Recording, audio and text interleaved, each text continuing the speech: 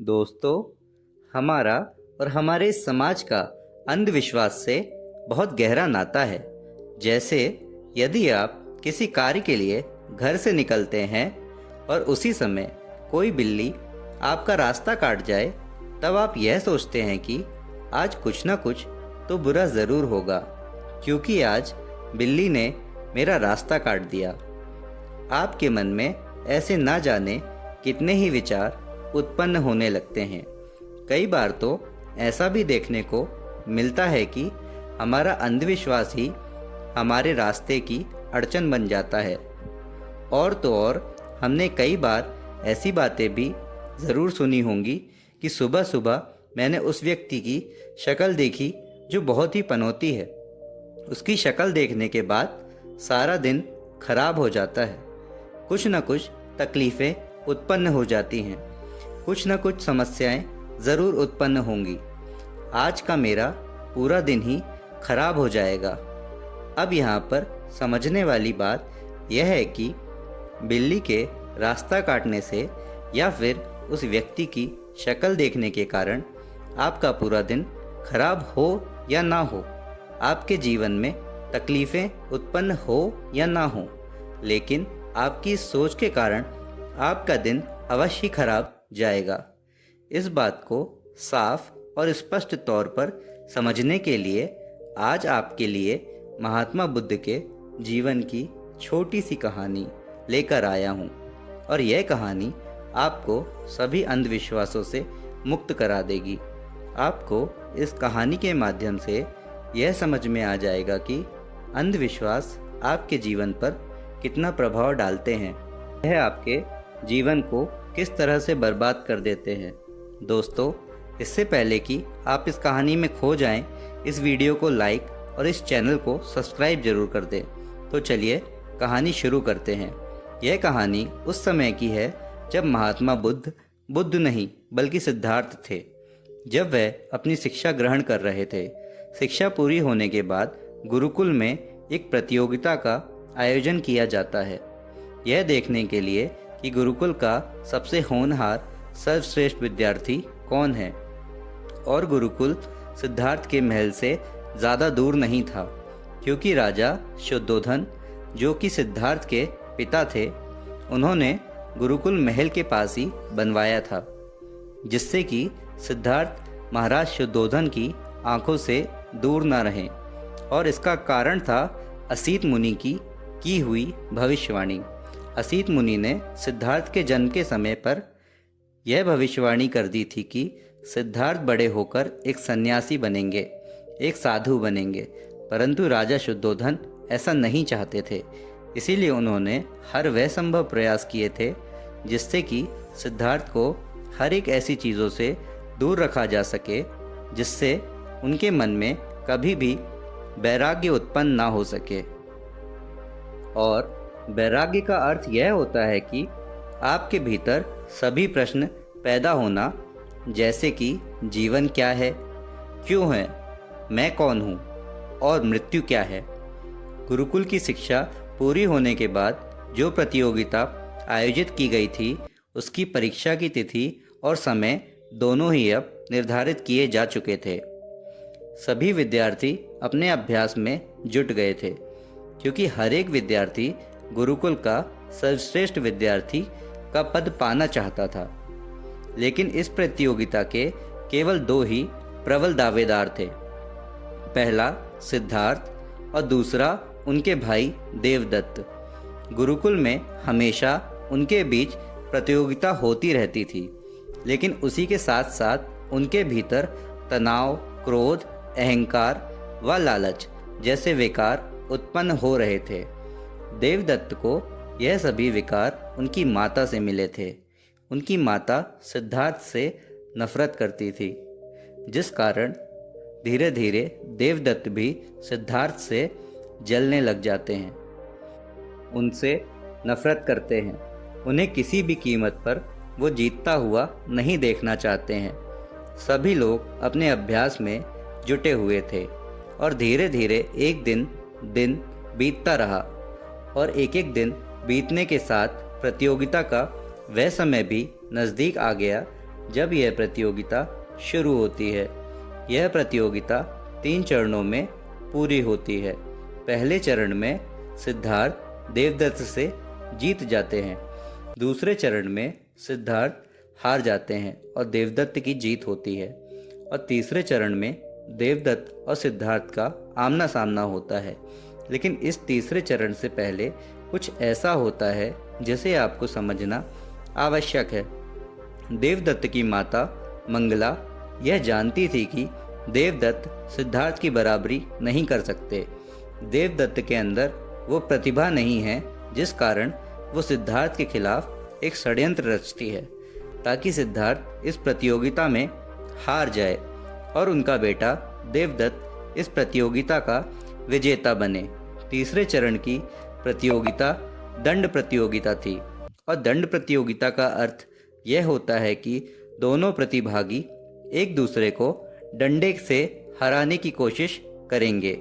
इस प्रतियोगिता के पहले देवदत्त की माता मंगला एक ऐसी औरत के पास जाती है जो जादू टोना किया करती थी। वह उस औरत से जाकर कहती है कि मेरा पुत्र कल एक प्रतियोगिता में भाग लेने वाला है और मैं यह चाहती हूँ कि वह सिद्धार्थ को हराकर इस प्रतियोगिता का विजेता बने। मैं चाहती हूँ कि मेरा पुत्र ही इसी प्रतियोगिता में जीते। तो कुछ ऐसा कीजिए जिससे सिद्धार्थ हार जाए और मेरा बेटा इस प्रतियोगिता का विजेता बन जाए। यह सुनकर वह औरत मंगला को एक कील देती है और मंगला से कहती है इस लोहे की कील को सिद्धार्थ के डंडे में गाड़ देना, जिससे सिद्धार्थ कुछ भी नहीं कर पाएगा। उसका यह डंडा चल ही नहीं पाएगा और वह इस प्रतियोगिता को हार जाएगा। मंगला उस औरत की इस बात पर अत्यधिक प्रसन्न हो जाती है। वह उस लोहे की कील को ले जाकर खुशी खुशी सिद्धार्थ के डंडे पर गाड़ देती है। अगले दिन प्रतियोगिता शुरू ही होती है कि देवदत्त सिद्धार्थ पर पहला वार करते हैं, लेकिन सिद्धार्थ देवदत्त के इस वार को रोक लेते हैं। देवदत्त इसी प्रकार दूसरा वार करते हैं। अब की बार भी देवदत्त के दूसरे वार को सिद्धार्थ रोक लेते हैं। देवदत्त लगातार बार बार वार पे वार किए जा रहे थे और सिद्धार्थ उस वार को केवल रोक रहे थे। ऐसा नहीं था कि सिद्धार्थ देवदत्त को हरा नहीं सकते थे, बल्कि वह तो अपने बड़े भाई का अपमान नहीं करना चाहते थे। यह सब देखकर राजा शुद्धोधन अत्यधिक दुखी थे। वे चाहते थे कि उनका पुत्र अर्थात सिद्धार्थ यह प्रतियोगिता जीते। पिता राजा थे और सिद्धार्थ युवराज, इसलिए उस राज्य की प्रजा भी यही चाहती थी कि युवराज सिद्धार्थ इस प्रतियोगिता को जीत सके। लेकिन यहाँ पर सिद्धार्थ जीतने का प्रयास कर ही नहीं रहे थे। वह तो केवल अपने बड़े भाई का अपमान नहीं करना चाहते थे, यह केवल उनके वारों को रोक रहे थे। वह अपने बड़े भाई का आदर कर रहे थे। लेकिन यह सब देख कर मंगला अत्यधिक खुश थी। उसे लग रहा था कि उस औरत का जादू टोना काम कर रहा है। अब उसका बेटा ही अर्थात देवदत्त इस प्रतियोगिता को जीत जाएगा। लेकिन तभी सिद्धार्थ के गुरु वहाँ पर आते हैं और कहते हैं कि बेटा, मैं यहाँ से जा रहा हूँ क्योंकि तुम मेरे सिखाए हुए गुणों का अपमान कर रहे हो। तुम मेरी दी हुई शिक्षा का अपमान कर रहे हो और मैं इतना अपमान सहन नहीं कर सकता। इतना कहकर सिद्धार्थ के गुरुवर वहाँ से जाने लगते हैं। तभी सिद्धार्थ उन्हें रोककर कहते हैं कि गुरुवर, अब ऐसा नहीं होगा।